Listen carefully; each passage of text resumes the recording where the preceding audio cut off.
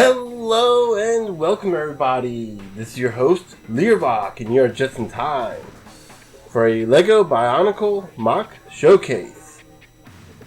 Today we're looking at a new set of Bionicle MOCs. Since we have finished with the original Toamata, I figured we might as well go on to the next team, the Rahkshi. Yes, the next team, because there is no one in between that's of any significance. Nope. Or not. I didn't remake the Borak. So yeah, we're just moving right on to the next to the Rahkshi, who are, in all honesty, my favorite of the villain teams, the villain groups. Not counting like Titans or even like the Makuta, or even the original Makuta.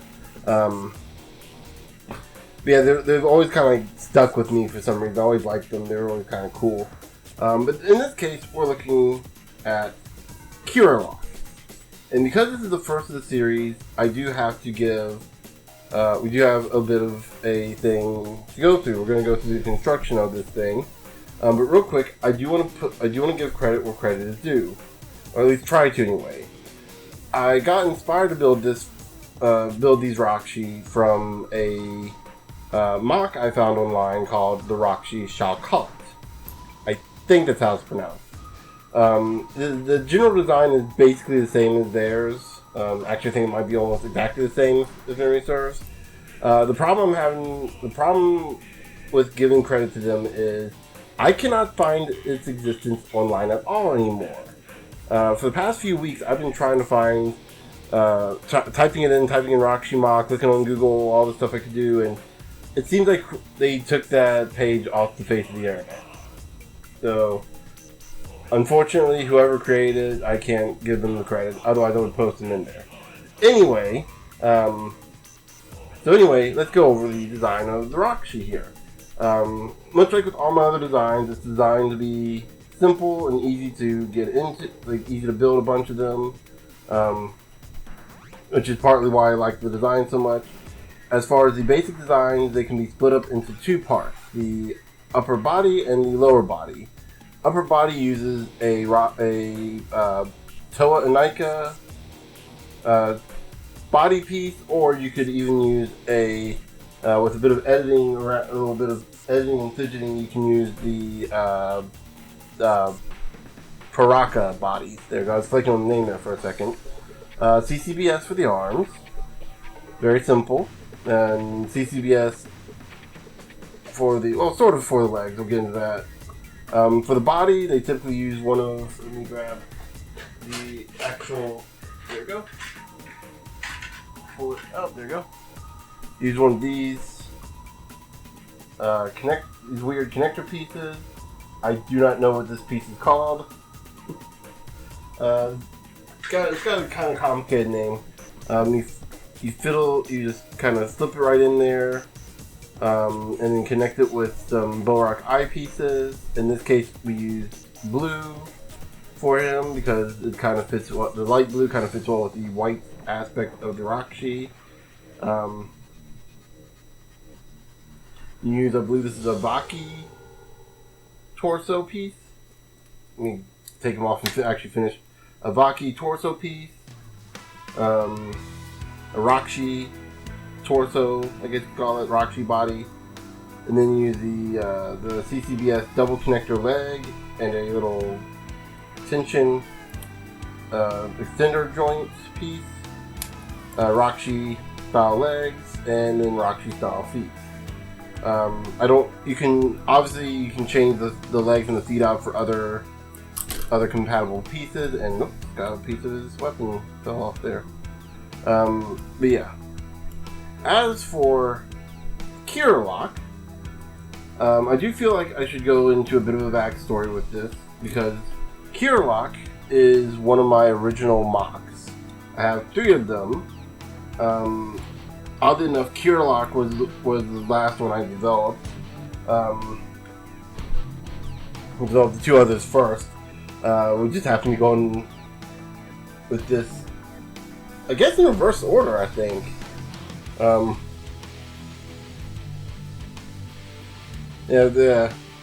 We're going with this one last, and we're going with this one first anyway. The last one first. So yeah, Kerolok is not a regular Rakshi. For one, he's not evil like Rahkshi are. Like this one, he's not born of the Makuta. He's from another universe, and technically at this point, he's not even a Rakshi. He's just something altogether different. But for the sake of nostalgia, and the fact they're building them in Bionicle Lego sets, this one is a Rakshi. One thing I want to note out: he's got a blue connector piece for his eyes, the translucent blue. That's one thing that really kind of ticked me off with Lego, that they never made more than just the blue and the neon orange translucent connector pieces. I wish they would have made more colors, more transparent colors. That would have been so cool if they did that. But yeah, so Kerolok has these cool looking blade arms, supposed to signify kind of sort of wings, because the actual Kerolok is a kind of bird, like a wolf-bird hybrid character.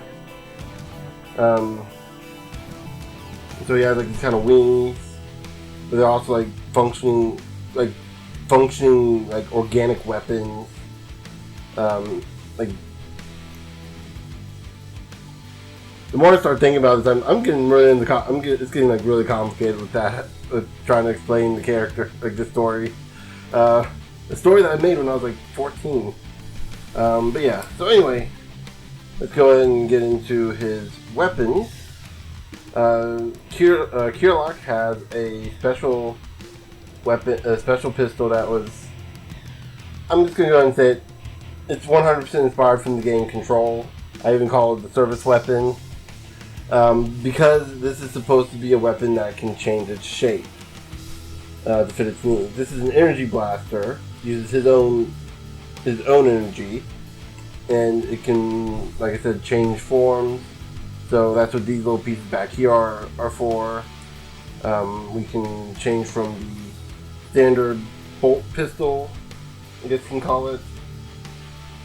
I think that's what I called it, the bolt pistol. It was a while ago since I came up with these weapon names. To the binary shotgun, despite the fact it's got 3 barrels. It's called binary because when it fires, each barrel fires two blasts that spread. And then you can change to the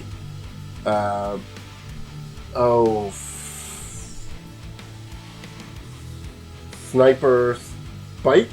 What is it? Sniper blade. That's it. Blade sniper. Blade sniper rifle. There we go. This is a long and close range weapon that it charges to fire up. Takes a little bit to charge a single shot, and then you can charge it again for a stronger blast that goes longer. And then of course you have the blade for close range combat. If someone gets up too close, you can just kind of whack them with. This is probably one of the most complex weapons I will ever have to explain on this. And it's, to be fair, not even all that complex. It's just trying to justify guns and Bionicle. Originally, Kerolok, the original model, had a gun arm at one point. Like he had a gun arm in the in-game. The in-story reasoning for that was he was injected with these nanites after he got injured in a fight protecting a village. I'm trying to recall this from it's like 10 years ago. More than 10 years at this point. He recovered. He was he had fought off a bunch of a bunch of gang or bandits. And he had injured his arm badly, and the villagers decided to try to save him and inject him with an experimental nanobots. Or nanobot thing, like metal. It's either that or lose the arm. And all things considered, whether or not he had consent in that, it's like, well, you're going to lose the arm anyway. He didn't have consent to it, but, you know, at the same time, he was dying and fading in and out of consciousness to the point where he couldn't even understand what was going on at the moment. So, yeah, again, they did that. And it turned out the nanometal, the bio-nanometal, or whatever it was I decided to go with, were the military grade, so it kind of gave him the ability to use weapons. So you could summon a gun in from his arm around, and yeah, I had trouble replicating the original gun on him using these new Hero Factory, or actually I think these are actual G2 Bionicle hands. So I just kind of left it out and gave him the service weapon instead, of kind of like a substitute for that. Let's see, other thing. Did I mention the blade arms? Blade arms in story are organic. They're like a bio steel, something that his body built, or his body was born with, like biometal bones. Yeah, it's a sci-fi. It's a complex story. It's a complex story. And so the arms are supposed to like flush with his actual arm, but you know, Lego's kind of still limited. These, I think they're Onepu Mari. I think from the Toa same story they first came from. Are supposed to kind of like represent almost like a feathery look sort of thing. Because to kind of show off he's kind of part bird. And he also kind of gives him, he has a little, he has an ability to float, to kind of hover in the air a little bit. So that kind of also is supposed to show that off. Again, I'm trying to recall this from memory. It's been a long time. The other two of my original 3 that I built I'm not as hazy on, because I've somehow managed to keep a hold of their bodies for so long. The Kerolok's the only one I've lost multiple times, actually. I lost him and then found him, and then lost him and found him over and over again. And I just finally lost his body once and for all. Don't remember when, but yeah. So trying to think what else. Oh, originally when I built this version, he didn't have the blade arms. He had the original, what the Shakalt used, which were, stuff can stop falling, were these armored plates. Actually, I think they're, hold on. Because I think they were this way, actually. Yeah, these kind of armored plates, which don't look bad, but I wanted to keep him.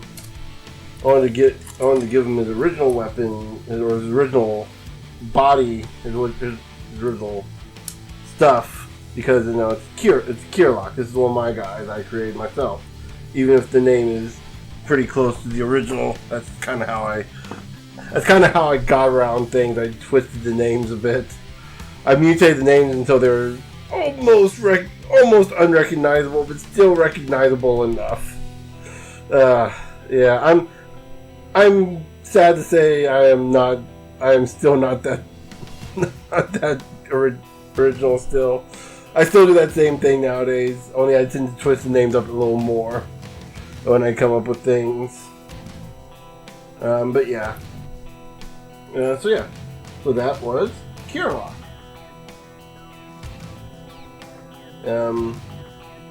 Trying to think if there's anything else I can go on. Gave him a little gear in the back to kind of represent the old gear functionality. That obviously doesn't work. Gave him a little holster for his weapons and his gun. Because I like to put the guns away on them. their weapons away on them, I should say. Outside that, I think we got everything covered. So yeah, with that said, this has been Lear. This has been Kerolok, and I will see you guys later.